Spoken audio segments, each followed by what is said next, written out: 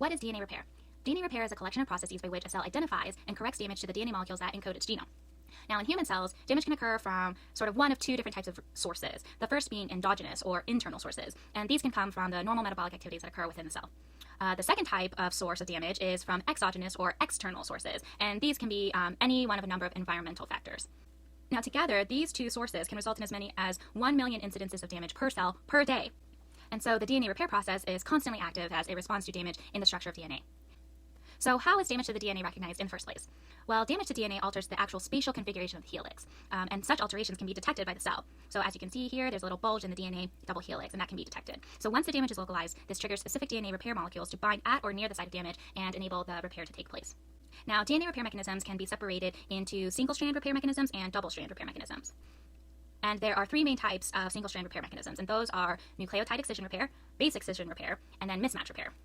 And the method of repair that gets employed really depends on the type of damage that gets incurred by the strand of DNA.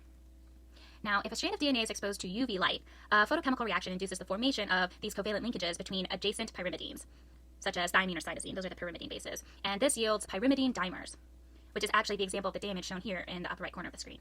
Now, these pyrimidine dimers are recognized by specific enzymes called endonucleases that cut out the damaged nucleotides, hence nucleotide excision repair, because the entire nucleotide is excised or cut out.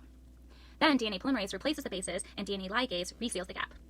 Now, not surprisingly, melanoma, which is a form of skin cancer, can occur if nucleotide excision repair fails to fix the damage caused by UV light. Now, if there is damage to a particular base, then base excision repair comes into play. Certain chemicals, like nitrates, for example, can lead to deamination of a base within a strand of DNA, and deamination is just simply the removal of an amino group. Now, when this occurs, base excision repair uses specific glycosylases to recognize and remove the damaged base. An endonuclease then cuts the phosphodiester backbone that is left behind at the damaged site, and then the gap is filled by DNA polymerase and then resealed by ligase.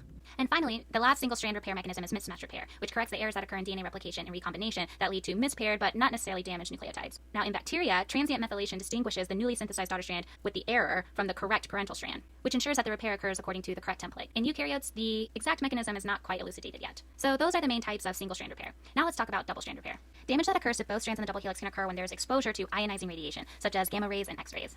And just like there are three main mechanisms for single-strand repair, there are three main mechanisms of double-strand repair. And they are non-homologous end joining, microhomology-mediated end joining, and homologous recombination. Now, in non-homologous end joining, a specialized DNA ligase forms a complex with a cofactor that directly joins the two ends, and the break ends are directly ligated without the need for a homologous template. Now, when I say homologous, I'm referring to a similar linear sequence of gene loci, and the same goes for whenever I use the word homology. It's any two DNA sequences that have similar gene loci. Now, microhomology-mediated end joining works by ligating the mismatched hanging strands of a DNA, removing the overhanging nucleotides, and then filling in the missing base pairs. So when a break occurs, a homology of, say, 5 to 25 complementary base pairs on both strands is identified, and then used as a basis for which to align the strands with the mismatched ends. Once aligned, any overhanging bases, or flaps, and mismatched bases on the strands are removed, and any missing nucleotides are inserted. Now, finally, homologous recombination requires the presence of an identical or nearly identical sequence to be used as a template for the repair of the break. And this pathway allows a damaged chromosome to be repaired using a sister chromatid, or a homologous chromosome as a template. The enzymatic machinery that's responsible for this repair process is nearly identical to the machinery responsible for chromosomal crossover that occurs during meiosis. And so that is it for double-stranded repair mechanisms. Now, the actual rate of DNA repair is dependent on a lot of factors, including the cell type, the age of the cell, and the extracellular environment, just to name a few. And a cell that has accumulated a large amount of DNA damage, or one that can no longer effectively repair the damage incurred to its DNA, can enter one of three possible states. Now, the first one is an irreversible state of dormancy, known as senescence. And you can kind of think of the cell in this case as kind of going into a hibernating mode. And the second possible state is known as apoptosis, or programmed cell death. And then the third possible outcome is unregulated cell division, which can lead to the formation of a tumor that can become cancerous.